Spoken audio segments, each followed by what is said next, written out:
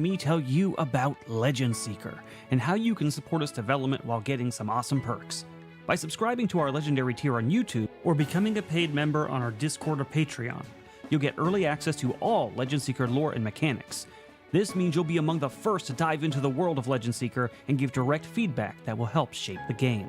But that's not all.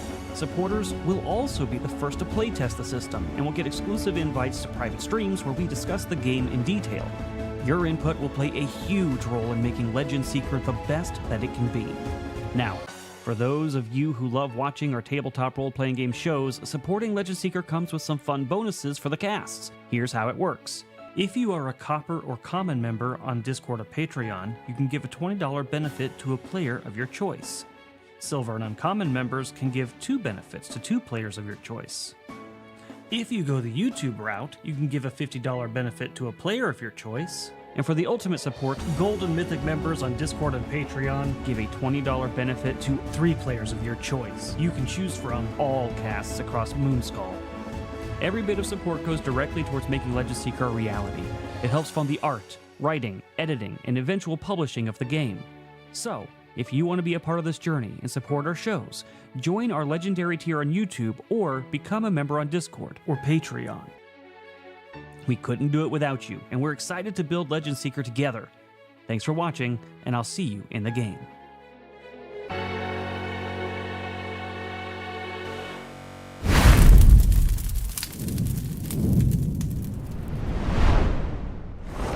Couldn't do it without you. Hello, all you seekers out there. Welcome to Legend Seeker Q&A number 1, I believe, on this channel.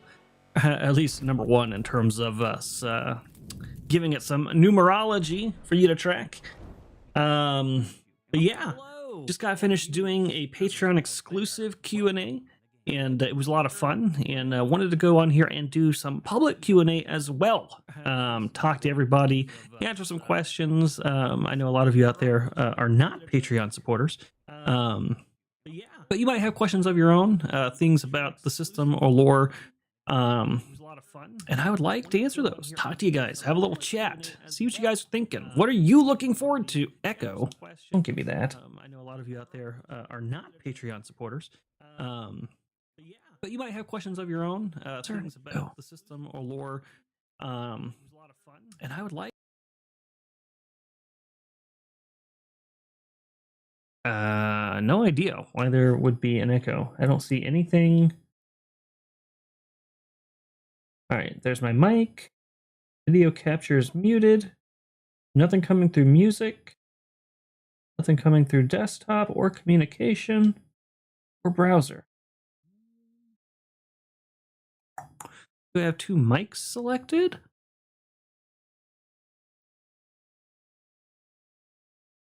No?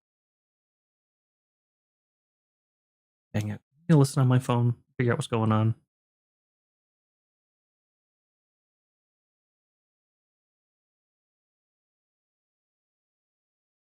Open in another window.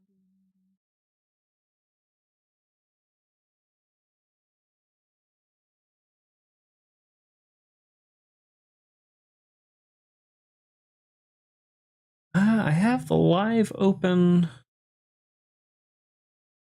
the back end of YouTube, but that is muted.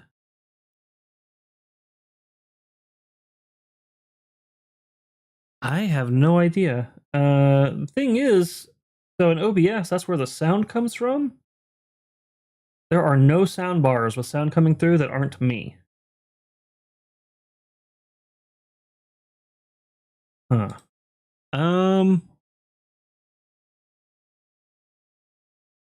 No, I'm not watching the stream.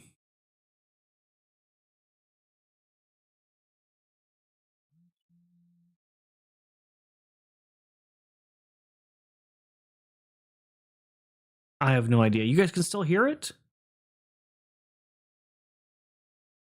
God, why? I literally changed nothing between the last stream I just did and this one. Why is it different? Why can't I just have a normal existence?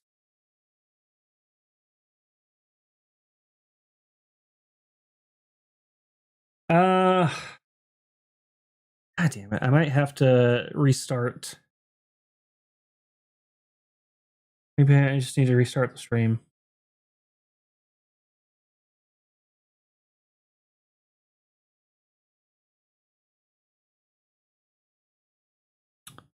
Oh, it's okay now?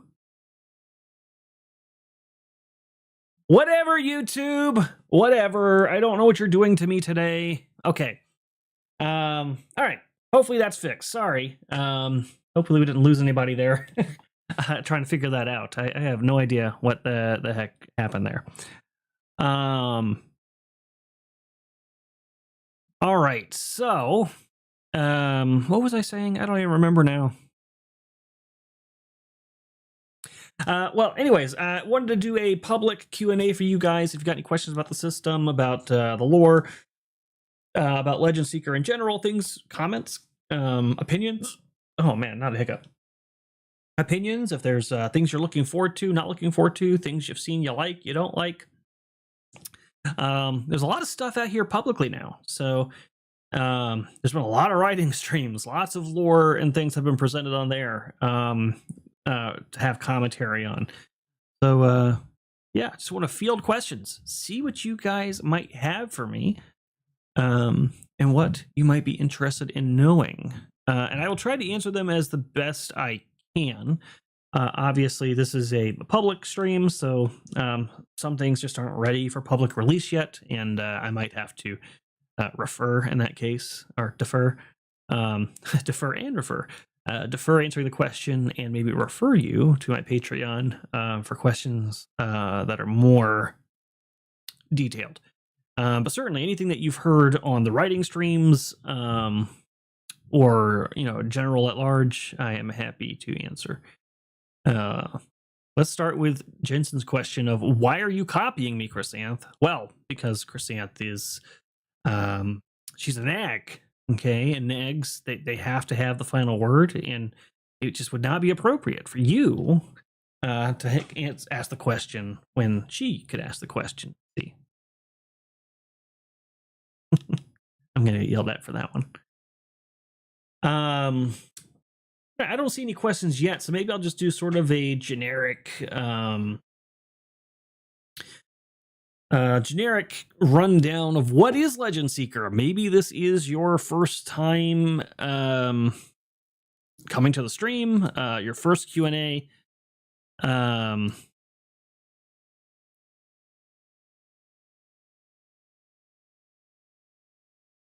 Wait, something weird just happened.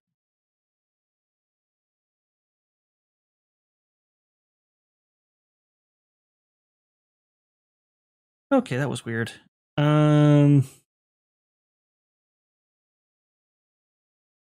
know what, I'm gonna just move this over here. I have no idea what that was. But we'll talk a little bit about let's see, what is Legend Seeker? So Legend Seeker is a one-stop shop tabletop role-playing game experience for you that is going to steer away from the pitfalls that we've seen befalling other bigger systems in our industry. And what do I mean by that? I mean, first off, I want to go back to the classic feel of gaming. It is about the game. It's about adventuring. And it's about telling epic stories in a universe far, far away from ours. It is supposed to be a escapist, escapism type situation. And something that we've been seeing going on a lot with other systems is the escapist part of the equation being removed, and a lot of real world events, activism, beliefs, things like that being shoehorned into the systems to preach to you through the games that you already love, and in the process destroying your lore, destroying your immersion. We don't want to do any of that. We just want to go back to the basics. I've always believed in something called guilt-free gaming, and that is my goal here. I don't want to guilt you with my game system. I want you to have fun playing my game system without anything being tried to indoctrinate to you or what have you. So the idea is we want to go back to the classic pillars of storytelling and exploration and system mechanics. and bring back that feel of adventure, of spirit, of curiosity, of creativity, and even challenge that the current systems don't offer. And there's a lot of people out there doing their own thing, and hats off to them. I applaud anybody who's going out there to try to be a answer to the problem and provide a solution. But one thing that is pretty apparent, there aren't a lot of people that have the time, the talent, or the resources, take your pick of which one, to provide a complete solution, right? So if you are currently a player of the world's greatest role-playing game, or Pathfinder, or any other various systems, you got a whole package there, right? You've got a system, you've got a setting, you've got adventure modules and things to play.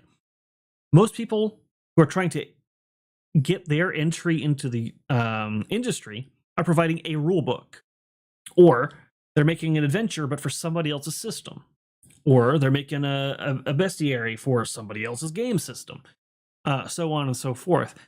Very few are able to do all three, and that is what we are trying to do here. When you buy and support Legend Seeker, you're not just getting a system, you're also getting a whole world with it. A one-stop shop that you can literally open up and have a lived-in, breathing world, a tapestry on which for you to tell stories and engage in a really cool setting. That's the goal.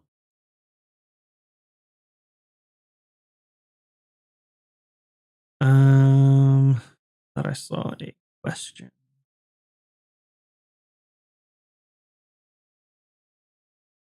Oh, I see.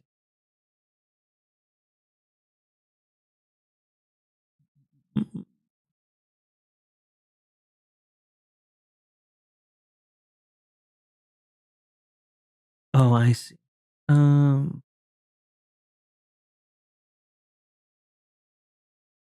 Check the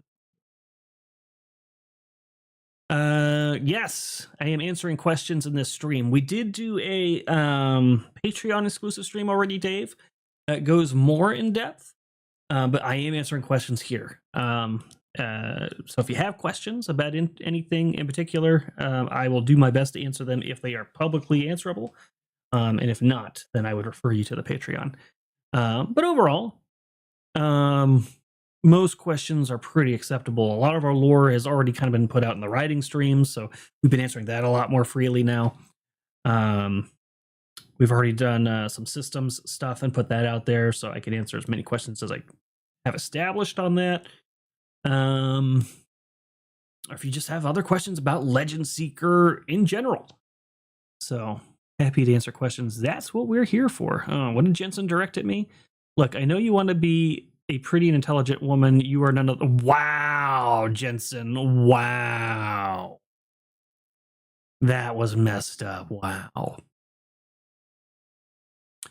That is a really good point. Pathfinder would not have reached the place it did without Galorian, because it was just D&D 3.75, but the setting pulls over next level. Exactly.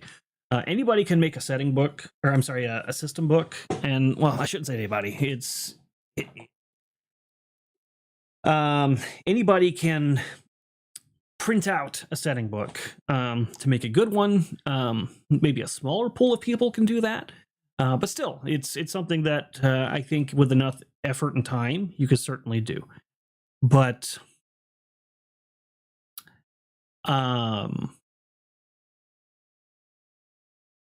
to do it in a way that provides more to your supporter than just, hey, I got another generic system, you need a setting. And a setting really is what's going to put it over the top. I've said several times, we're not really reinventing the light bulb here. It's a D20 system. If you've played D&D or Pathfinder or any variant thereof, you're going to feel pretty at home in Legend Seeker. The mechanics are in many ways the same. We've obviously put our own kind of fresh coat of paint on it and added some new features and things like that. But it is, at the end of the day, it is a D20 system. So what can we offer that's going to make it worth you investing in yet another D20 system setting? You want that one-stop shop, a setting that is designed to work with ours. It's not a third-party supplement. It's not somebody else making something for our setting. You don't have to homebrew unless you want to. And I think that's important. I think having to be able to provide that, to be able to provide a tome of threats, of monsters for people to use is a big deal. Do you have an ETA for the first publication? I do not. So there's a few complications in that area. One, I'm taking kind of the stance that some other creators have taken in the past. It's ready when it's ready. I think at this point, particularly because you don't know what's happening along the way, putting an ETA on it is setting an expectation. And I want to not set bad expectations, right? So I don't want to say, oh, this is going to be ready in 3 months. And then 3 months roll around, have a bunch of people wondering, okay, dude, you said 3 months. Why haven't you delivered? It's a big process, particularly for 2 people. And we are working very diligently on it, and we've made a lot of progress. Particularly since you guys upped that support in December, it has really allowed us to escalate the amount of output that we've been able to do. It's made a very big difference. And so that's going to help a lot. And as the support grows, that'll continue. It'll exponentially get faster and easier. And the feedback and returns on things are able to be done. Like we just got Justin Gerard on, right? I couldn't have done that a few months ago because it would have been outside of our ability to hire him on.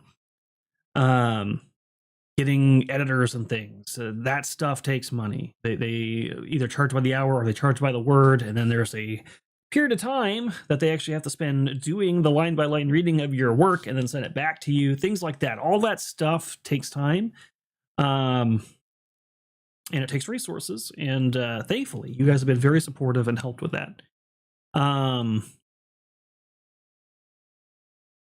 There's also, I always have to dance around this one because there's an NDA involved. There is a third-party entity potentially involved as well. And that conversation seems to be going very well. And if that's the case, that person, entity, organization will have their own say as well on what that publication timeline will look like. So that also makes it tricky for me to pin down an exact time. I'm just going to make up a name. We'll say Penguin Publishing House, whatever that book company is, Penguin. Let's just say that I was working with Penguin, right? Penguin might have their own production schedule, right? So even if I was ready, say next month, Penguin might be like, hey, on our production table, we can't put your book out until January. And then I'm beholden to that. So there is that aspect as well. So there are a few reasons I am not able to do that just yet. I will say we've made significant progress. I am well over 50% of the way through the bestiary now. The core rulebook as a rulebook is more or less written minus the details. The core is there, right? The rule structure is there. The details of the classes and their stats and how they work, those are being retooled and rebalanced. They're not complete, but they are being done. And that's the stuff, the spells also. Spells are being removed and added, adjusted, things like that. So those details are being moved around and added to and expanded, but the bones of the book that all that stuff goes into is there. And then obviously you guys have been watching Frost write his book live.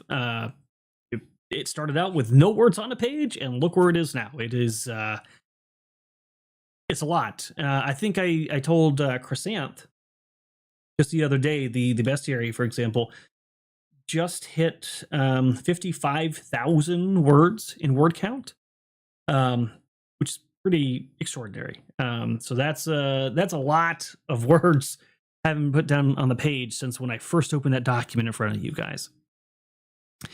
So yeah, That is, be glad you're not working with Penguin Publishing Industry. Old school is woke. Yeah, no, yeah, I definitely would not want to be. I was trying to think of someone that would obviously not be the answer, um, but would give you guys an idea of what I'm trying to say. So hopefully that set it home. At least he said you're not a woman. Well, I guess there is that. What percentage of the art is probably done? That is probably in terms of completeness, the least completeness of what we're doing, because it is a time constraint as well as a resource constraint. So, for example, we have about 4 artists now. Each of those artists are paid independently. So when you guys support the Patreon, that's the majority of the funds that you guys put through there. I'd say about 80% of the funds that come through Patreon are dedicated to art. That money is going towards paying those artists. And then those artists can only draw so fast. And depending on what they're drawing, some things happen faster than others. It also depends on which book you're talking about. For example, the Bestiary, the Tome of Threats, goes a lot faster because the monster art doesn't require backgrounds. It doesn't require intricate scenes. It's literally just a monster and a pose. So those art pieces tend to go faster and they tend to be cheaper.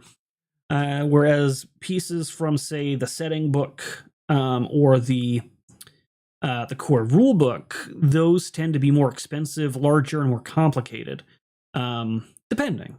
For example, in the core rule book, a class character doesn't take all that long by comparison because it's an individual character on a white background.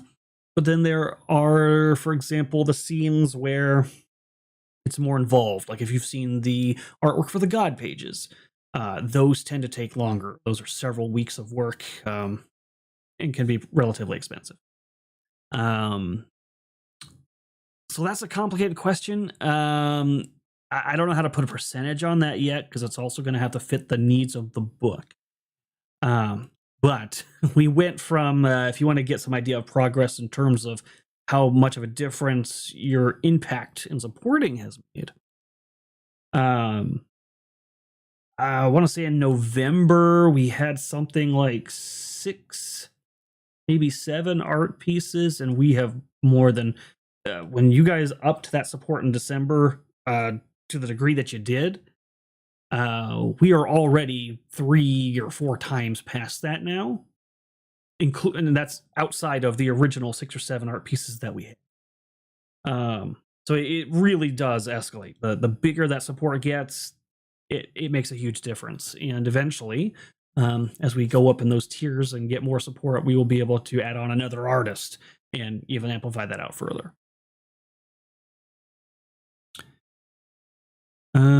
What's this? Oh, I'm looking. I don't see anything in Kick yet, but if I see anything, yeah, I'll keep an eye out for that.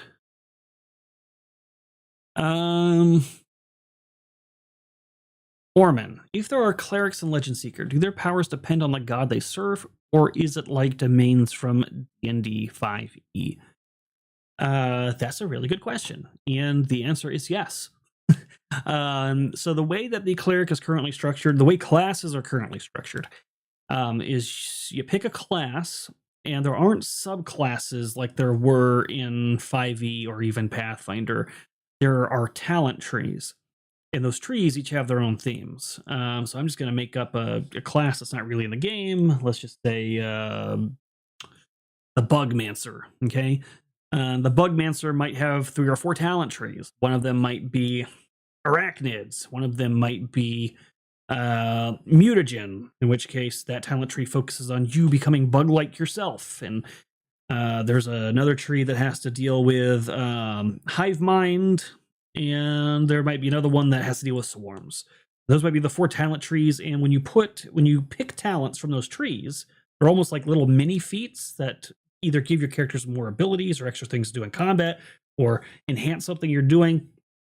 And then you can go further up those talent trees, and there'll be more complex and more powerful talents as you climb those talent trees that have prerequisites of prior talents. Or you can mix and match from the various trees. So you'll be picking a lot of lower tier talents, but be able to do a wider variety of things. So you kind of build your own subclass. And the clerics function the same way. The main difference with the clerics is they're going to have two what I call root talent trees. So those talent trees, I'm not going to say what they are, but we'll just say talent tree A and talent tree B. And all clerics will have access to those two talent trees. And then, based on which god you pick, you'll thumb to the back of the book where the gods are, and those gods will have both a cleric talent tree and a paladin talent tree that is respective to them. So if you are a worshiper of Kika, there would be a Kika talent tree for clerics and a Kika talent tree for paladins. And so you would exclusively get talents off that tree based on that deity that you are worshiping.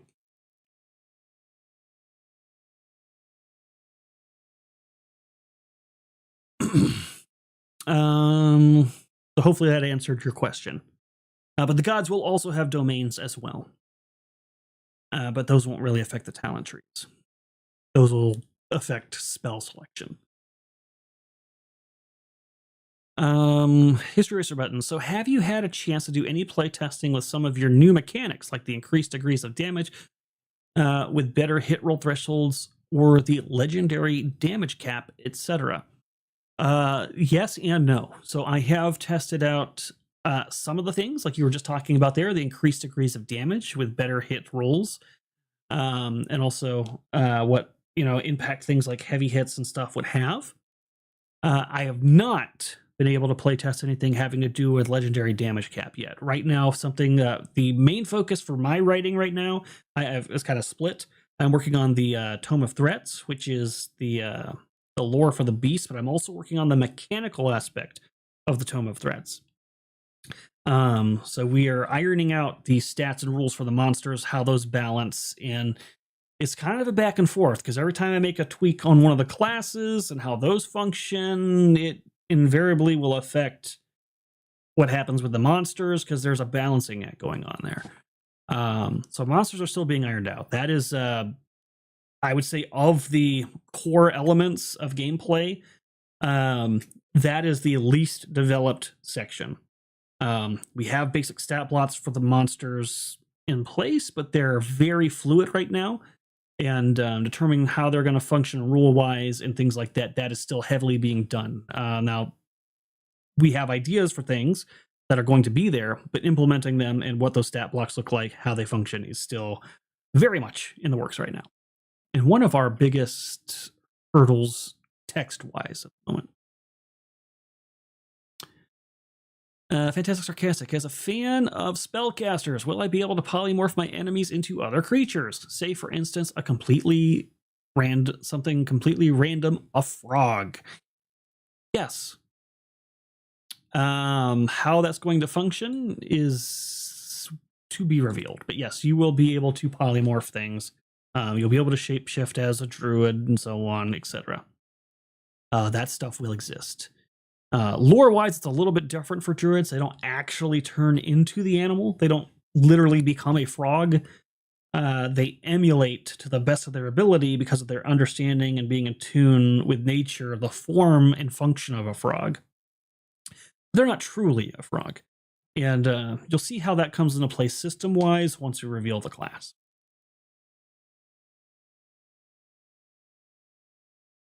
It has come a long way, I agree. History Eraser Button. Legend Seeker is, of course, very focused on fantasy. Have you put any consideration in adapting the core framework to a multi-genre gaming? Not to the level of Suede, no. You're not going to be able to take Legend Seeker and do a military fantasy with it, for example. Will there be other iterations of Legend Seeker? Will there be like a sci-fi version of it or something like that down the road? Maybe.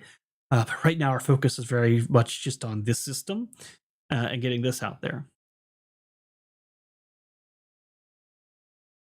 History Eraser Button. Wow, our brains are similar. When you said Bugmancer right off the bat, I was thinking of the 3 of the 4 topics you named.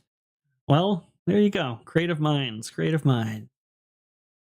The horror host says sounds like a more extensive system as the old prestige class is a 3 to 3.5. Yeah, you're going to feel a lot more if you liked 3 and you liked 3rd edition and 3.5, you'll be probably a lot more at home with Legend Seeker than you are with something like 5th edition. Yeah, we're definitely going to have advanced classes. Those are going to exist. They're going to probably be very similar. I think I'd have to look back at 3rd and 3.5 again. Similar concept for sure.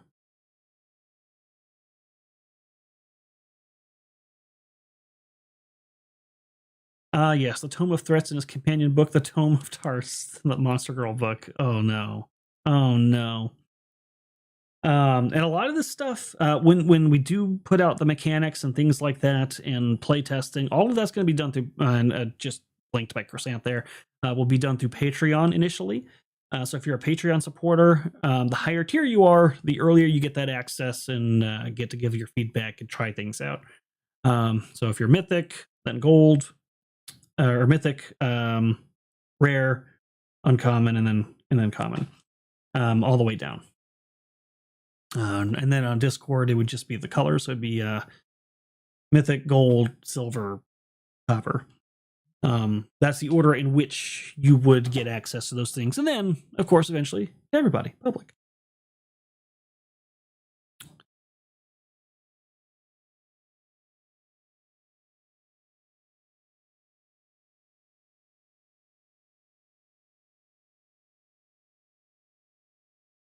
Oh, excuse me. Not the hiccups.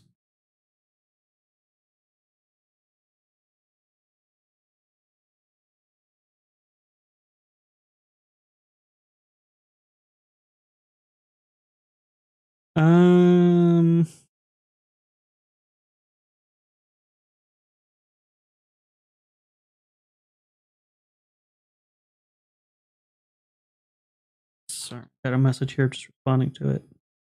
Okay.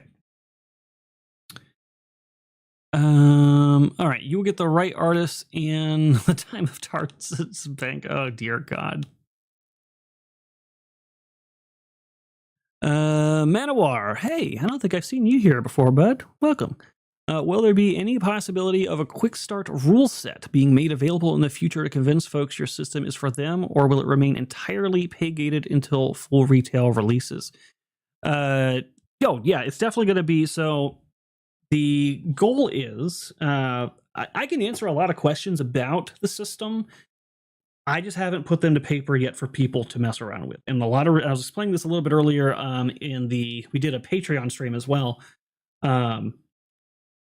A lot of this stuff isn't hard and fast yet because we are playtesting things, and with the monster design still being like in full swing right now, things that change like on the monster end, for example, might end up affecting things that we had already thought were going to be pretty concrete on the character end and on the core system end, and vice versa. So those things might influence each other. And I don't want like 5 versions of the system running around and people saying, oh, well, Erudi said it's going to be like this. Oh, Erudi's going to, whatever. We do want to put out a quick start rule set. So that is going to exist, and it's going to go through the patrons first. So the patrons will get to see it, give their feedback, do a little play testing, and we'll open it up to each tier one at a time. And then once we've done it through that cycle of our internal people and then the patrons, and we feel pretty good that we have a quick start rule set that makes sense and is going to be accessible to people, then we will put that out publicly for free. So yeah, that's not going to be a problem. So it's more of a being on a delayed timer in a sense, because our supporters are in a way our backers, sort of investors, I think would be a decent word for it.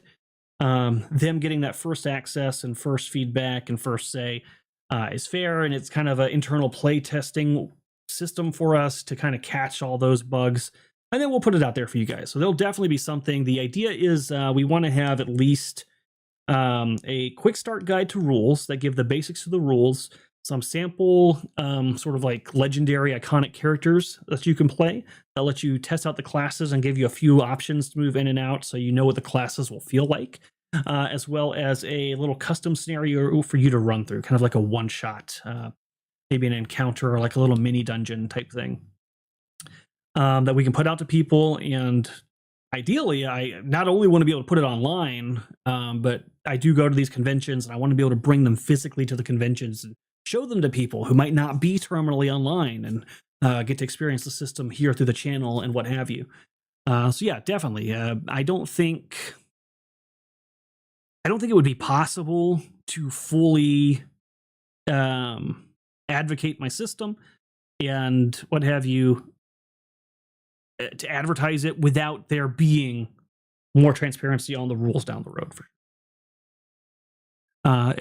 I'm going to be doing these Q&As a little bit more frequently is the goal now that I've got some time freed up and been able to make time to do this stuff. I'm happy to answer questions about that stuff too. I just don't have anything concrete on paper to give out and people to play test yet. So if you have any questions on mechanics, feel free to ask them. Orman, question. Any dragon races breeds unique to Legend Seeker beyond chromatic and metallic? Follow-up. Any dragon-themed player races? Yes. To the first question, some of them have already been revealed on Patreon. They haven't been revealed in total out here yet. And some of them won't even come until later. But yeah, definitely you'll have the standard dragons that you kind of expect. And there will be some very unique dragons as well. I think one that is particularly unique, it's so unique, not in concept, obviously, because it's an old legend, an old myth, but the Jabberwock. The Jabberwock is a very unique creature in this setting. The lore behind it, the way it functions, the fact that it is literally a one-of-a-kind dragon. There is no other like it.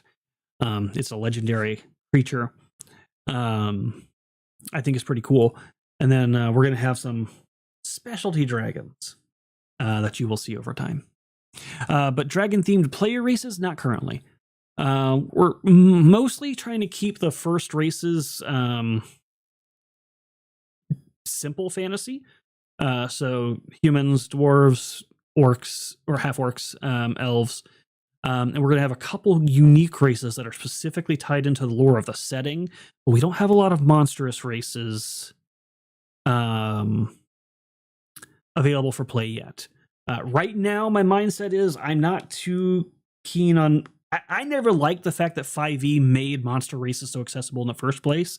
That's always kind of bothered me. I think they're monsters for a reason. They're not... If you're playing lore accurately in a 5e Sword Coast setting, for example, players should not be going in and out of towns with like orc companions and giant companions and goblins without a lot of problems. But we kind of just gloss over that because those races were made available and players want to play as them. And so a lot of times, because we don't want to ruin the fun of our players, we just kind of hand wave it and be like, well, they're not worried about this goblin. And I really want to avoid that problem in Legend Seeker. I really don't want there to be a lot of monster races that you play. So when races become available, I think there'll be more civilized races or mystical races, maybe something more along the lines of like an Asimir or something like that. Something that wouldn't normally be a problem and people wouldn't have a societal conflict with. Would that be a dragon-themed race, though? I don't know. We don't have a dragon-themed race currently. We have now. We do have lizard folk. Those are playable, but they're not considered monstrous like they are in 5e. So it's less of a problem in our setting. Jensen, not pertinent. If you could pick one copyrighted D&D monster to use, what would it be? Oh, that's a tough one. If we're talking just a monster. Oh.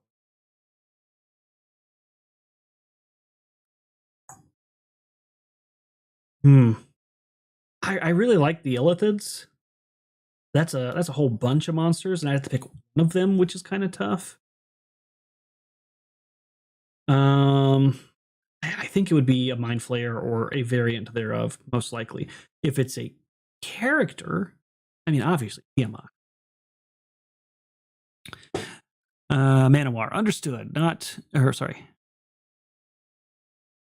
Oh, not in any. I think you're meant not in any way am I implying to undermine your supporters' investment in early access. My recommendations of a FTP Quick Start can only help your actual sales once live. Yeah, no, I definitely agree. And part of the challenge has been, at least initially, I was writing this alone, and it's not like take Ripa for example, right? With Ripaverse, he only had to write a comic book initially, which is essentially writing a plot and then text, because you don't actually have to write any filler, only the dialogue, and then have somebody else do the art for one book of roughly 90 pages. And the amount of words in that book are not many. You're talking at most like 50 words in a single page. And that's generous in a lot of cases. There are some pages that don't even have 10 words. And for him to write just that book by himself took him like 3 years.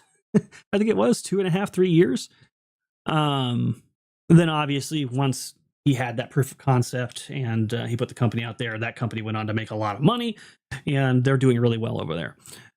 I am doing kind of the same thing with like 1% of the channel size, and I'm writing 3 books that are full-on books. You're talking like 150 plus pages per book, complete with artwork and everything. So it is a longer process, and I went back and forth on whether I even wanted to announce it earlier on, because I knew I was going to kind of run into this issue where I'm not going to have a lot to give people up front, but I don't have what Ripa had, right? Ripa had a huge, I think he had like 200,000, 300,000 supporters at the time when he announced it. I don't have that kind of fan base. Being able to self-fund for me was a lot harder. So it was like, all right, if I want to do this and I want to do it right, and I want to actually give an answer to the system, I'm going to need support. I'm going to need people who are interested and want to back this because they're passionate about it like I am. So I came out with it earlier than I should have. We are in what I would say is like the development phase. This is usually the phase that is invisible to the audience. And I think people forget that. This phase, most people don't have access to. You don't normally see anything during this phase. It's usually well past this. So the point you're talking about, having that rule set available, is where you see most people launch. So, for example, the Stormlight, I forget the universe for that. What's it called? You know what I'm talking about. The new Stormlight set they just put out from the Mistborn universe. If you look at Dungeon Coach, had his DC-20 system, which I need to look more into. People have been recommending that to me. Even something like Suede, like those things, when they put out those Kickstarters, or they put out that announcement and they offer you that document, they've already been working on that system without you seeing it for like years. I'm kind of doing that right in front of you. So that whole development phase is happening in front of you. So it's going to feel longer, and I do feel bad about that part. But I also don't want to put something incomplete and sloppy in front of somebody, particularly given the investment. Cosmere, yes, thank you. God, I could not think of the name for the life of me. So usually you don't see that part. You don't see the part that I'm doing right now, the writing of the lore, the writing of the system, like that stuff. When they come at you initially, they've already been working on that, and they have their base concept, and now they're just getting feedback and tweaking. And that's the point I want to get to with you guys. And we're getting there. That's why we're starting the Q&A thing that I'm doing right now. I'm going to be starting to put out more public lore videos and public system videos. I got some assets done for those. So you'll start seeing some more videos come out that actually talk about things. As you had said, like not behind a paywall, right? So you'll be seeing more transparent public access as we go here, because we're getting closer to that phase that you normally see people start at. So hopefully that'll help. I do think as the system becomes more and more transparent and we have more and more things for you to look at and play with, other than just the lore, it'll go a long way. Let's see. All right, wait, how are lizard folk not considered monstrous, if you don't mind me asking? they're not monstrous in the sense that they're not. So in other systems, typically goblins, orcs, lizard folk, harpies, things like that. They're monstrous not just because they look monstrous, but they are actually also evil. Like they have an alignment of evil. That's why they were considered monstrous races in the first place. Their biology, their physiology, the way they interact with people, their society are not compatible with a good aligned society. Our lizard folk they have a spectrum. They're not like orcs in our system, which are evil and vicious and aggressive. There's a bigger spectrum for lizard folk. So there are more kind of tribal, holistic, spiritual lizard folk that get along with other societies and they do integrate with civilized cities. And then there are the more barbaric, antagonistic lizard folk. So it's a little bit different in our lore, which makes them able to be playable in our system.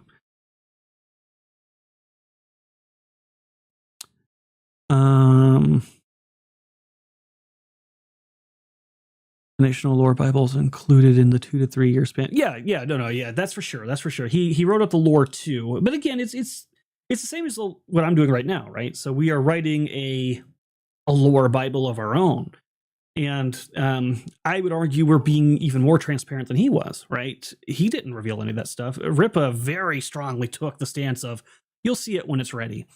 And all he did was talk it up. All he did was talk about being the solution, but he never showed anything at all until it was time to start collecting money and show people what's up. I think we're being more transparent than that. You are getting to see this lore Bible written live, and not only are you able to see it written live, but you're allowed to give input. We take, particularly our patrons, we take your feedback very seriously. And if there's something you're not liking and we're seeing a lot of negative feedback on it, we make adjustments and we see, okay, how can we make that better or presentable? It's a game for you. Like, it is a universe for me that I'm going to love and cherish and work on, and it is my baby, but the game is for you. And if you don't enjoy the game, if you don't like what we're putting out, then what am I even doing it for? So yeah, your feedback, and I keep telling people, please leave feedback in the comments and stuff. It means a lot. We read it and we do, like, somebody who's really good about it is Dragon Noodle Soup. He leaves a lot of feedback, and we don't use everything he says. Not everything he says is making a change, but there are things that he has said that have made us like, oh, we do need to think about how that works, or we do need to consider that. And so you guys have the opportunity in a way that you don't with other people in other systems, right? Ripa would never have allowed that kind of influence on his world and universe. But you guys have the ability as patrons to actually have a say in what's going on. You guys picked the setting name. We had a 2-month-long voting of names. You guys picked the name of the setting. That was you guys. You set that in stone. And there will be other similar things where we might be like, hey, we are torn between two concepts of how we want to run this element of the game. What do you guys think? And we might put it to a vote or just put it to feedback and take the pros and cons. So you have a lot of ability to help shape the game you're going to be playing, and I think that's pretty unique as well.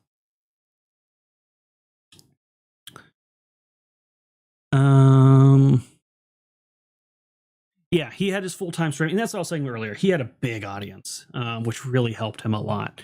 And it's a good thing, too. I think they're doing good stuff over there. To a degree, so do you, because Hasbro? Yeah, I mean, certainly I hope to catch the eye and attract the people who have been dissuaded and disheartened by the things that Hasbro and other companies have been doing to their IPs. I try to walk a line on that because there is criticism that I advertise the system as anti-woke, which I don't. I'm advertising the system as being anti-activism and political. And right now, the emphasis is in systems that we're seeing people injecting woke politics into their stuff. I don't want to inject any politics into my stuff, and that's the point. there shouldn't be any question of what when you're playing my game in my universe, there should be nothing that screams to you, this is Erudi's ideology. Okay, this is how he votes in the real world. This is something I'm experiencing with my politician in district whatever. It's a complete and total separate universe of escapism, and that's what we're trying to say. And it's hard to find the messaging for that, because the idea is not to be anti-woke. That is not my goal. I am not making something that is a response to that in terms of we're going to be the opposite of woke. No, we don't want any of that. We just want a system and a setting that you can escape to that has none of that.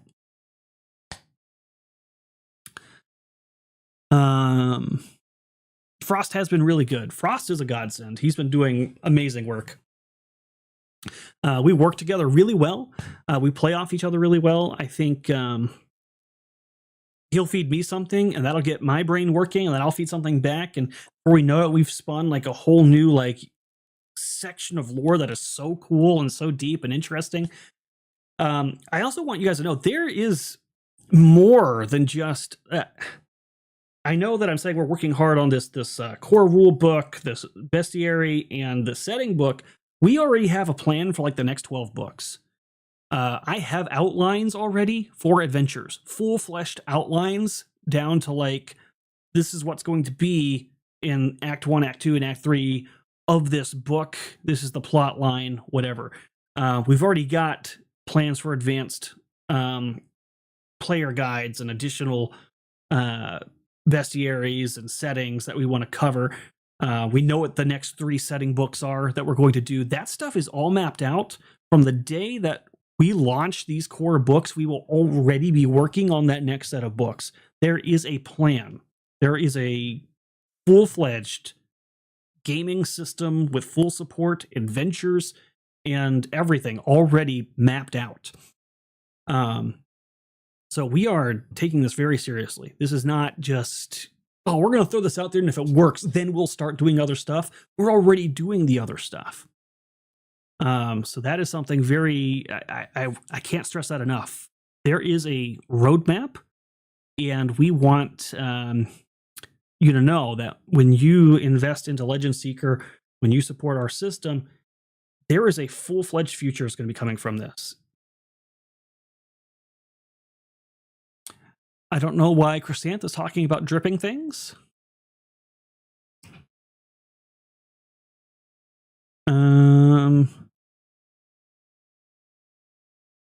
Any personal favorite melee and magic classes yet for Legend Seeker? Oh, that's tough. I'm writing all of them, so it's hard to pick my favorite. I think what I'm enjoying the most is finding different ways to make classes more exciting, particularly the martial classes, and also finding creative ways to use the talent system with our powers system. So we're kind of going for I've continually described it as a spell slinger system, where you're going to have what we call a power suite, or it's like a imagine playing Magic the Gathering and having a hand of cards that are your individual powers, and you play them, and then after 10 rounds they come back, or if you get natural 20s they all come back. And what's been really cool is, since that's going to be the magic system, finding ways for talents to interact with that. I will give you guys, this is an unofficial preview, okay? This is not a completely worked out, solidified tree yet, so I want to make sure that's clear. But one of the clerics, for example, will have access to Arintha as their deity, and she is the goddess of the future and what have you. And so one of her focuses on her talent trees that we're currently playing with is the ability to stack your hand with what are essentially scrying spells, and then having a select few, say, Firebolt or Fireball, or what else? Like a Bless spell or whatever, only having single copies of that. And because she sees the future, you can trade out those scrying spells with an action to bring back one of the spells you've already spent. So almost like you saw the future and prepped for it. So interesting mechanics like that, how to play with that power suite hand. Those are the sort of things that I'm really enjoying figuring out to make these subclasses or these talent trees And these different lore flavors really come into play. Something else that we're working with martial classes in particular is something called momentum. And the idea behind momentum is there are abilities that these martial classes will have that are more epic and cool, but you have to build up to them. And each class generates momentum in a different way. So, for example, with a barbarian, it might be by taking a certain amount of damage or dealing a particularly heavy hit, gains them momentum, and then you can spend that momentum to do something even cooler. Um, so, just those are ways that we're trying to make things a little bit more exciting.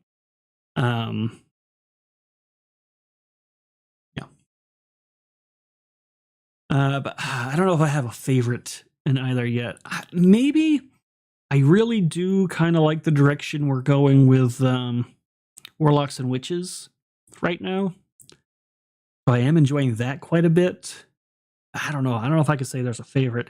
I do like we have a noble class, which is kind of a support class. It's not very combat heavy. It's not a magic user. It's kind of its own thing.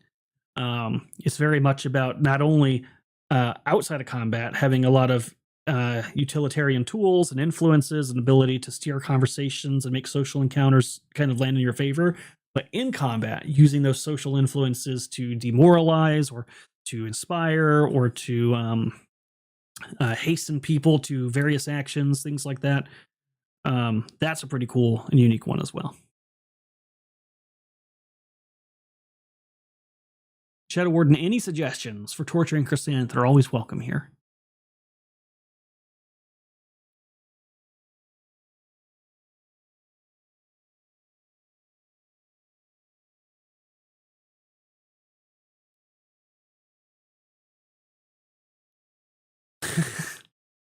But you're welcome to share um, that suggestion here, just in case you think we missed it.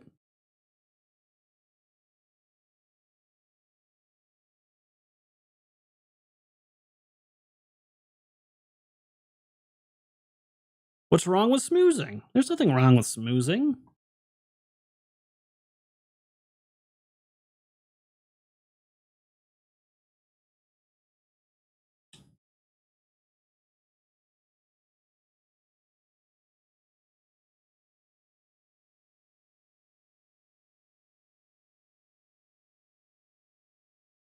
Fun little question. Falcer gets sent to the world of Legend Seeker. Which god or goddess does he follow now? Ooh.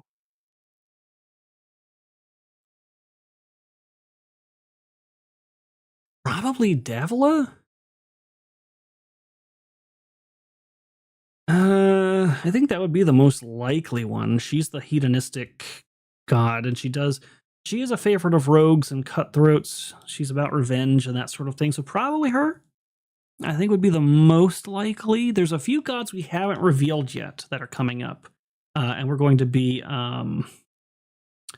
revealing soon. So that'll add a few more options, but I don't think any of those would be suitable for him either. That's probably the most likely one, in my opinion.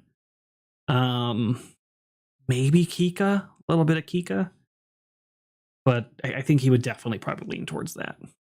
I think it would definitely be towards Davila. Oh, well, that's interesting, Shadow Warden. I certainly plan to play Split Fiction. Maybe I'll make sure that is a mandatory stream for her to mod. I'll make sure that she knows that there are no other mods available and she has to be there.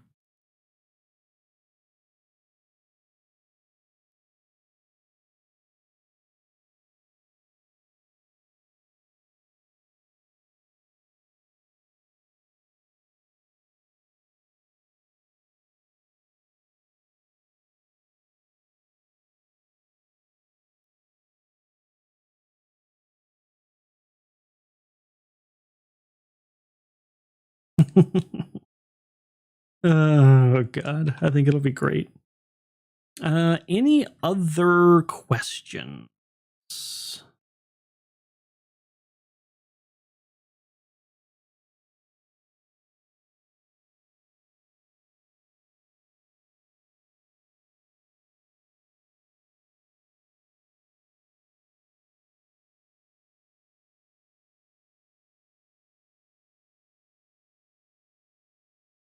Mr. Hammer saying hammer time. I mean, that makes sense. I think that's perfect.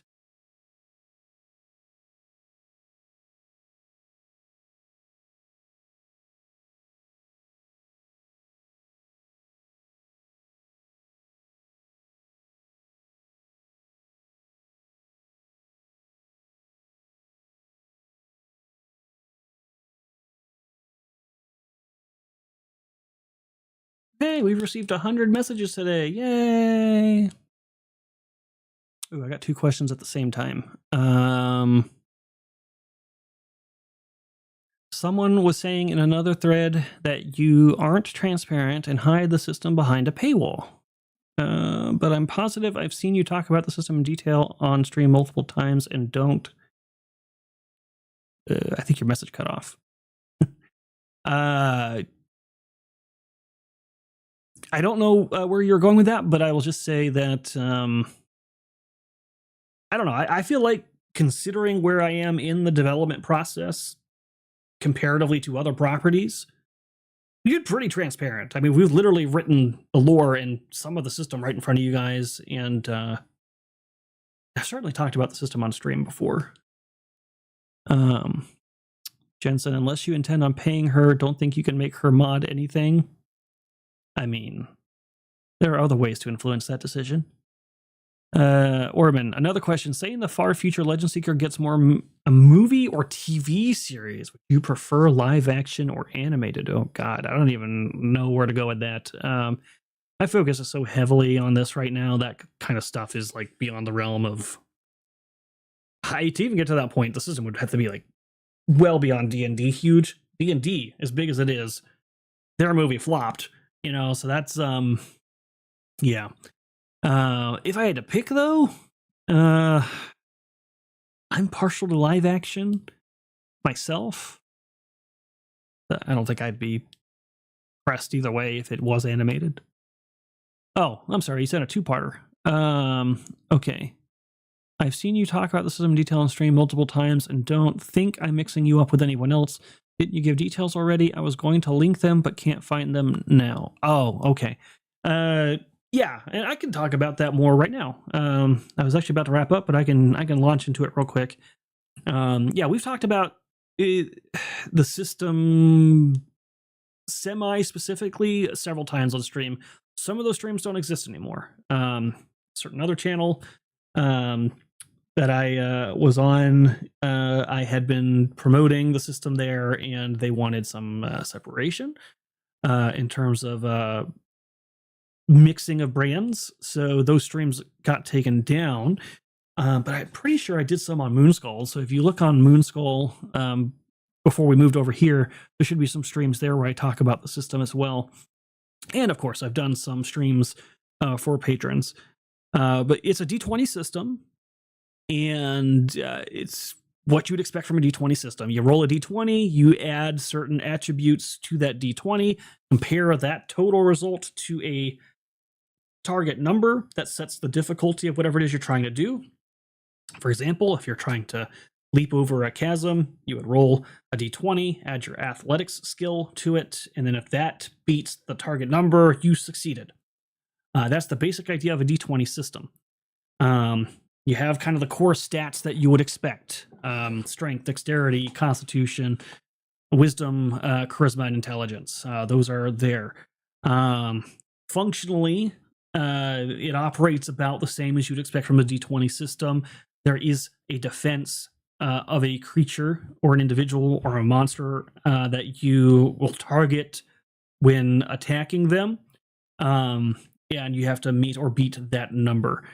Now, where it varies is our execution, and we're also trying to spruce up some of the stuff that already exists to make it more exciting. I'm also taking multiple influences from various systems, so even though it's a D20 system, I do borrow a lot of what I've seen in other systems that I've enjoyed. Like, for example, I really enjoy Savage Worlds a lot. You guys might notice that, so I've taken some inspiration from my experiences there. I've taken some inspiration from my running Star Wars. I've taken some experiences from having played Vampire, for example. and taken what I think are my favorite elements and try to integrate them in the system in a meaningful way. Um, so for like a D20, an example of us putting some polish on things, and also borrowing from what we liked in other systems. Um, One thing that's always kind of bothered me in D20 systems is it doesn't matter how high you roll, the result is always the same. So if I hit the orc, and his armor class is 10 and I get a 50 on my roll somehow, it's still just the same as if I had rolled a 10. There's no notable change other than maybe some narrative dressing about that roll. So we do address that here. So what's something I really liked in Savage Worlds was the concept of getting a raise. And that when you roll over the amount and roll even higher and higher and higher, that actually has some sort of impact in the game world. So I'm applying that here. We're still adjusting the numbers. This is where I say we've got concrete concepts, but the actual numerical values we don't want to put on paper yet. This is sort of the kind of the thing I mean. But every time you meet their defense and then go over it by a certain interval, you do more damage. And if you do that enough times, it can actually change the classification of your attack as well. So if you get a raise, it does a little extra damage. If you get 2 raises, it does a little more extra damage. If you get 3 raises, I don't have the exact name chosen for it yet, but we'll just call it a super hit or something like that. That would classify as a super hit, which might trigger certain other abilities. For example, as a barbarian, if you get a super hit, you might gain 2 momentum, or if you get a super hit, you might add knockback to something you're doing. So that's something we're trying to do that's an example of us trying to liven up a system that already exists. So functionally it's the same. You're playing D20, you're rolling a D20, but how can we make that more exciting? Another version is critical hits. Somebody just asked about that, I think, actually. Jensen said, would a 20 be guaranteed success as long as it's reasonable? Yes and no. So for attacks, yes, a 20 is a guaranteed success. But there's 2 things that are unique about getting a crit in our system. The first off, it's not just a generic, you double your damage. I really like the exploding dice concept that you see in games like Savage Worlds. But when you get a crit, instead of just doubling your damage, you get open-ended dice. You get an additional crit dice, and then all of your dice have the ability to cascade, meaning they can explode. So that damage can really get up there. It can be really epic. But also, the raise system is still in effect. So getting a critical 20 isn't the end-all be-all. If you get a crit 20, but also that number ends up being 35 total, you're still doing a lot of extra damage from getting those extra raises. So a critical hit can really be substantial and feel really awesome. And that's the idea. We want everything to be more exciting and rewarding. So rolling higher feels better. It's not just, oh, I rolled high and I hit, but it's no different than if I had hit with a 10. We want it to be exciting. Same thing with martial classes, trying to make them less stale. That's why I introduced momentum, to give them some more dynamic things to do that makes them feel a little bit more like a martial spellcaster, but you're not a spellcaster. You're just doing like techniques essentially.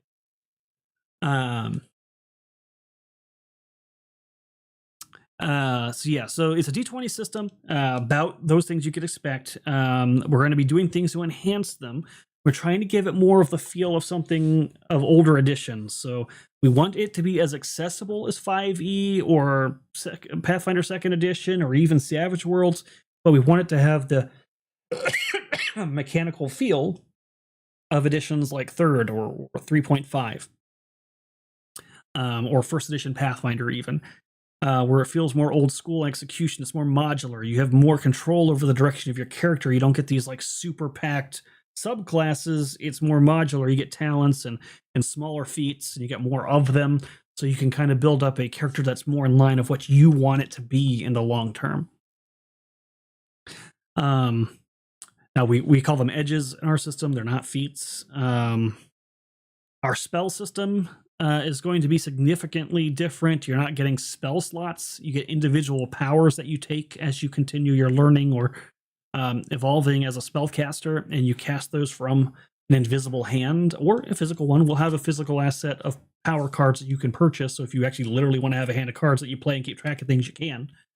But it's more of a spell slinger system, is what I've been calling it. And the spells are inherently designed to grow with you. So you don't have to worry about trading out spell slots and stuff. The more skilled you become as a spellcaster, this is again leading to the higher your roll is, the better the stuff you do is.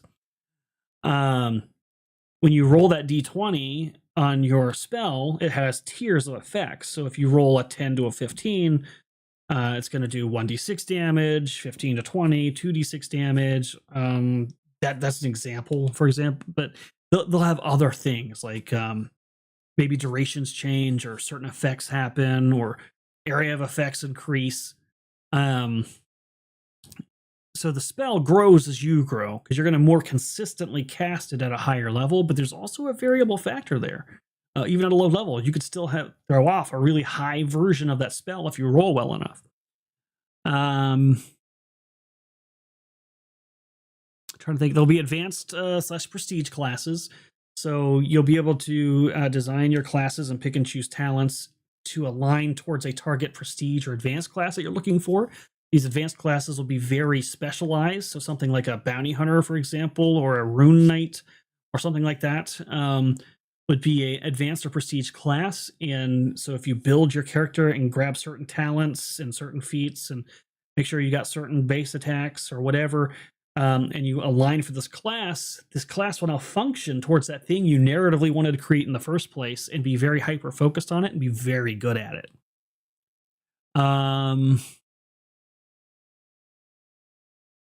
There'll be defenses. We currently have 3. And I think we're really concrete on that at this point, so that's where it's going to stay. You have your reflex, will, and fortitude. And depending on what you're dealing with, depends on which defense gets targeted. If it's like a poison or a disease, it's probably going to attack your fortitude. If it's an attempt to hit you with something, that's going to target your reflex. If somebody's trying to do some sort of mental magic on you or persuade you or things like that, that's going to be your will. So you have 3 defense scores, and all of the spells, effects, and abilities target one of those throughout the game. So, I mean, those are some core things, obviously. And then monsters, we're working really heavily on the monster system. We want monsters to actually feel like monsters, not just blobs of stats. We want them to have individual, unique mechanics that make them feel like what they are. So when you have an encounter with them, they're all very different. And it doesn't feel like, oh, this is just a goblin with a different sword and 5 more HP. You know, that kind of thing. That's what we're trying to hope. Jensen, so Sevi is going to KO the big bad guy in counter 1. Interesting that you say that. No, because that is one of the elements that we're taking into consideration. When you're dealing with a legendary iconic character, which will typically be your big bads, they have something called a legendary wound cap, meaning there is a max amount of damage you can do to them in a round. And narratively just represents them having a special quality. Maybe they've made bargains with demons. Maybe they're exceptionally skilled at dodging and weaving and diving behind debris. Maybe they've got little minor versions of spells to ward things off. Whatever the narrative explanation is, they have a damage cap. You can only do so much to them around. So you actually have to go through a full battle with them and whittle them down and experience what it is to actually encounter them.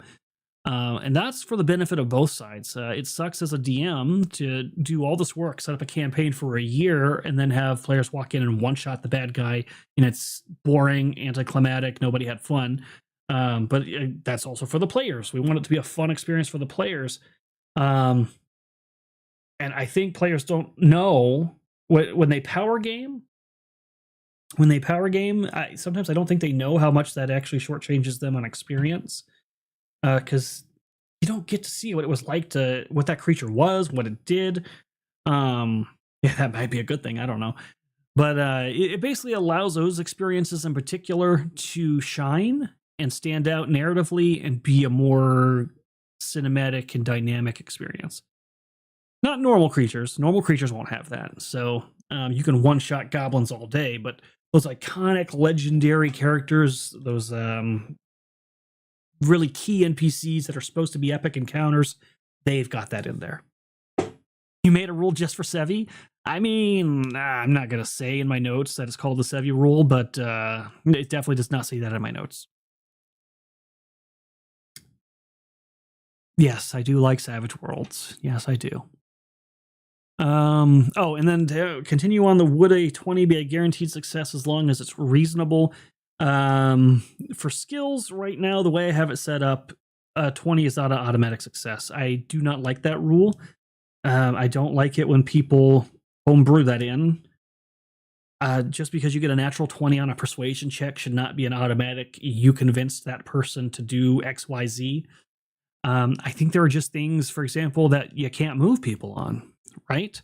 If you go in and do a persuasion check on a devout cleric of Grix, and you're trying to convince him Grix has manipulated you and you need to turn on him, I think that is essentially an impossible roll. There is no number you're going to reach that is going to convince this guy that has devoted his entire life to serving Grix to suddenly just be like, oh, well, this guy I never met came in and said that Grix is a bad guy. I think I'm just going to back off now. So yeah, I've never really been okay with that in general. So I think skill checks in particular are going to be subjective. There are going to be some rules that are just flat out impossible. Your keeper will say that's not possible. You can roll. I mean, maybe they'll let you roll for it. I don't know. But at the end of the day, it doesn't, even if you roll really well, it doesn't change anything. There are tasks that are just simply impossible. If you do an athletics climb to try to climb a polished steel wall that has no handholds, that's just not going to happen. That's not a possible thing unless you have spider walk or magnetic hands or something like that. So yeah, it'll just be keeper's call. There'll be no rule that says an automatic 20 is guaranteed success. A keeper can look at a 20 and be like, if he knows that the task is not something that's impossible or whatever, he could make the call that, okay, I mean, you got a 20. That's good enough for me. Well, I'm not going to worry about the math. That was good. But yeah, I think that should just generally be either impossible or have a DC set in general. That being said, on the opposite end of the spectrum, right now, crits don't matter in skill checks. Natural ones currently do, but that is in flux. So I'm not sure yet if we're keeping that. Right now, if anything you do a natural one on, you fumbled. That is a fail.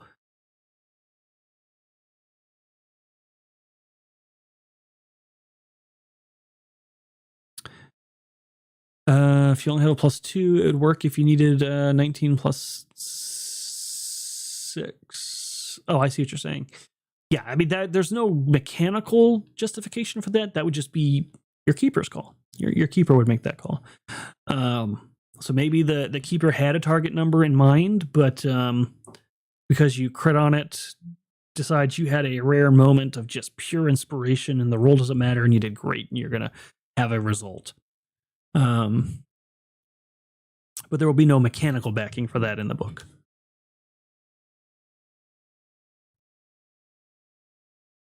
All right, I think that's pretty clear.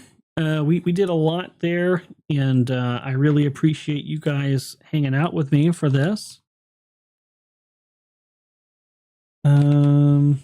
See Sevi's doing something over here. I think we need to push over.